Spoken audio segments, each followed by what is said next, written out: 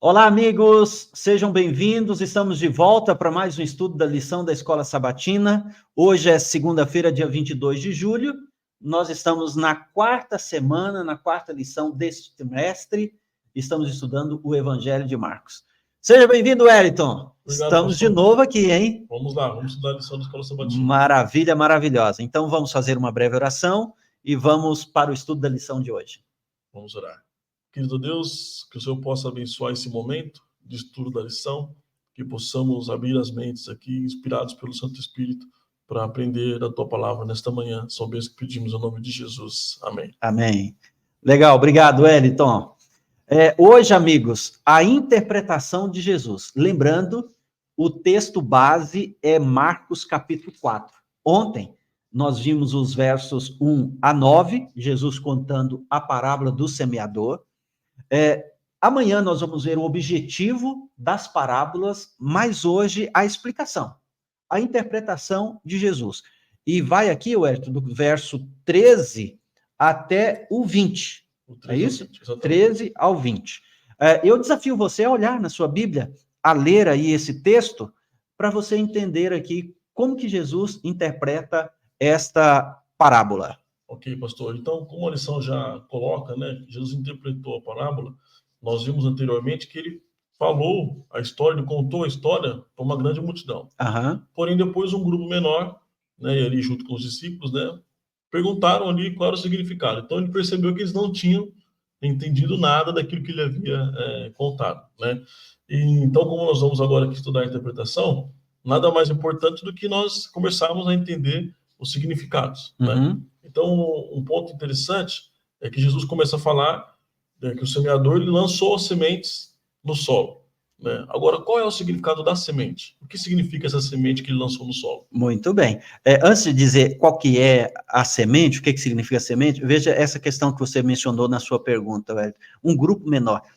Ao longo da semana, a gente vai explorar essa questão. Parece que Jesus é do mistério, né? Ele não quer falar, não quer revelar para todo mundo, mas isso tem uma lição para a gente. Era uma grande multidão que ouviu a parábola, agora um grupo menor faz a pergunta, ele explica por que usava a parábola e ele dá o significado da parábola para esse grupo menor.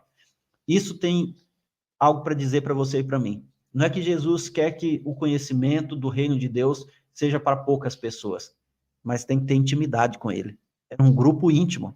Então, você, para conhecer as verdades eternas, precisa ter intimidade com Deus. Muito bem. Na realidade, olha, são 3 S's e um R.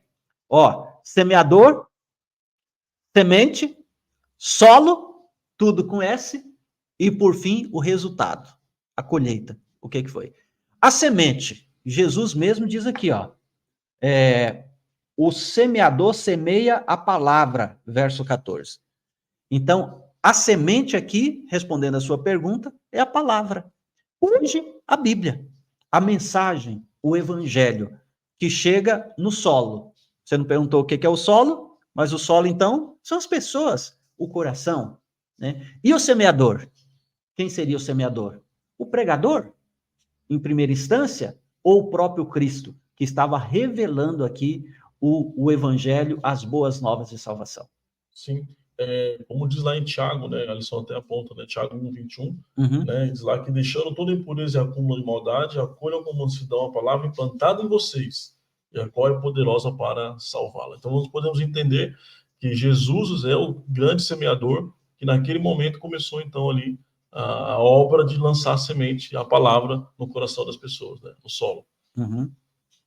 Então, o pastor falou bem da questão do solo, né? O solo são as pessoas.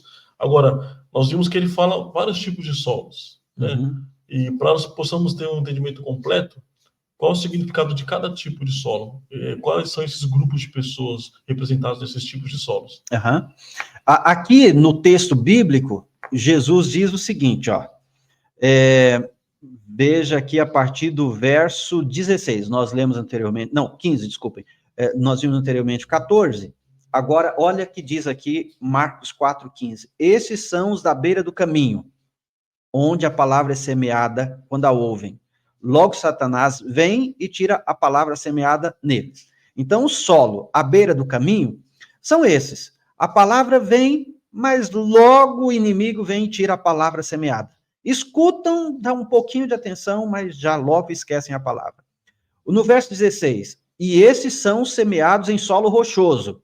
Quem são?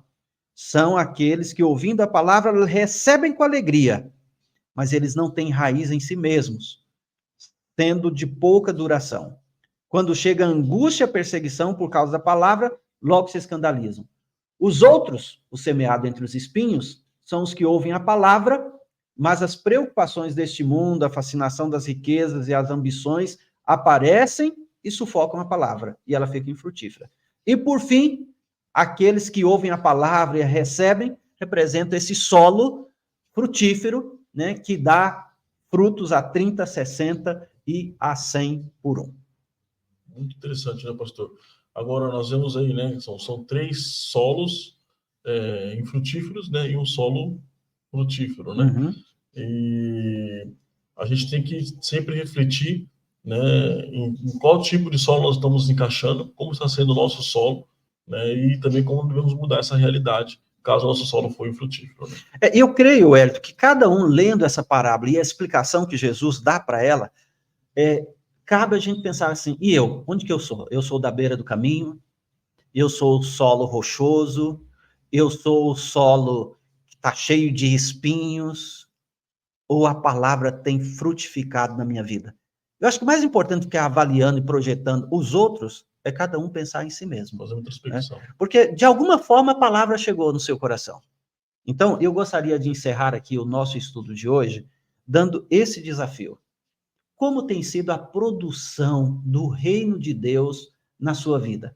As pessoas olham para você, para a sua história, o que eles percebem?